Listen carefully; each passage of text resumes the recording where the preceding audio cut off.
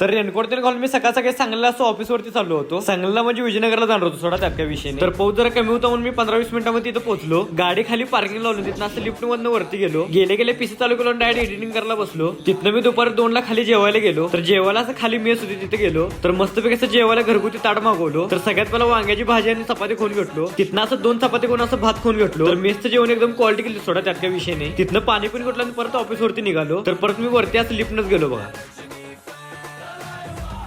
तिथनं संध्याकाळी PC shutdown केलं, तिथे डायरेक्ट घरला निघालो. कारण मला घरला जाऊन लगेच आवरून जिमला पण जायचं होतं. गेल्या घरात आवरलो, असं बाटली काढून डायरेक्ट जिमला निघालो. कारण मी आज 4-5 दिवसानंतर जिमला आलतो. तिथनं असं जॅकेट काढून घेतलो.